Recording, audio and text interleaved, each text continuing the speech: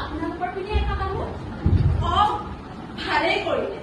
এইকেইদিনতে আমাৰ বাবাও আহিব। নিজে খুটি কৰি খাব পৰা হ'ল যেতিয়া এতিয়া আৰু বৰ বিশেষ চিন্তা নাই।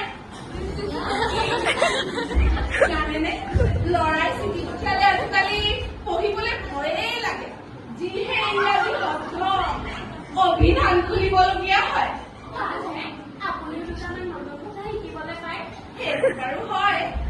পিছে আমাৰ ল'ৰাটোকে টকা পইচাৰ ভালকৈ পঢ়াব নোৱাৰে। এই বাইদেউ তেনেকে কেনে কৈছে? আপোনালোকৰ দাদাই বৰ ধুনীয়া ছবি আঁকে নহয়। মাজতে আপোনালোকৰ ঘৰলৈ যাওঁতে দেখিছিলো নহয়, কি যে ধুনীয়া ধুনীয়া ছবি আঁকে। কৃষ্ণ কৃষ্ণ। আমাৰ বাবাও কিন্তু এইবোৰত বৰ কম নহয়। সিও বৰ ধুনীয়া ছবি আঁকে জানেনে? হয় হয় বাইদেউ, আমাৰ দাদা যে দাদা কি যে ধুনীয়া ছবি আঁকে। কালি পিছে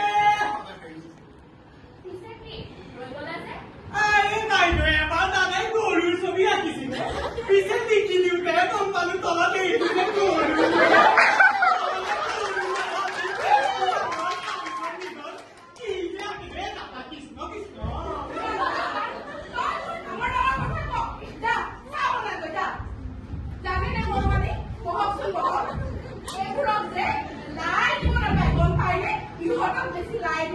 মূৰৰ ওপৰত উঠে আৰু তাতে আৰু আমাৰ বাবা আৰু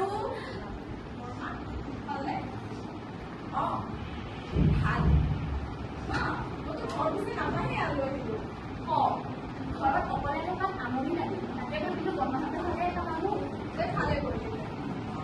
পিছে ৰচন কাম বিচাৰি পাইছ?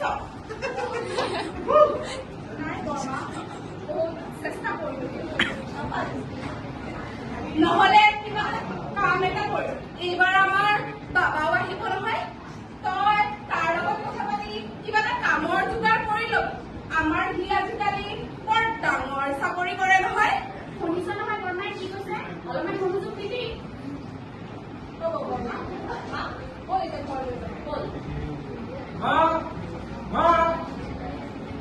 বাবা তই তই হঠাৎ আহি ওলালিহি যে। বল বল তই মুখকেইটা ধুই লবি। ৰতন ৰতন চাচোন, দাদাই আহিছে। তই গাড়ীৰ পৰা বেগকেইটা আনিছোন।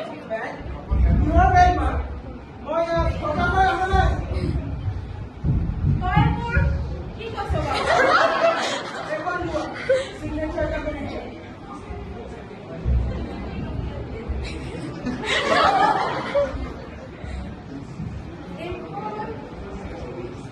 এইখন কি টপৰ চাচোন।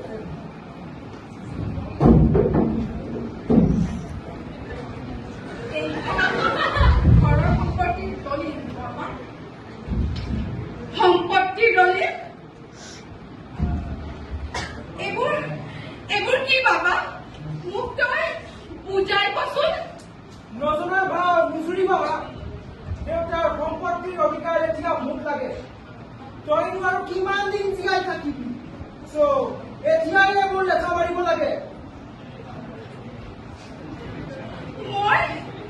মই কি এইটো দি চাবলৈকে তোক ইমান ডাঙৰ দীঘল কৰিলো? এইবোৰ পৰিয়ালৰ চকু পানী মোৰ আগত নেদেখাবা। অকলে এজন মানুহক ইমান ডাঙৰ ঘৰ প্ৰয়োজন নাই। কোনোবা এখন বৃদ্ধাশ্ৰমত থকাৰ ব্যৱস্থা মই কৰাই দিম।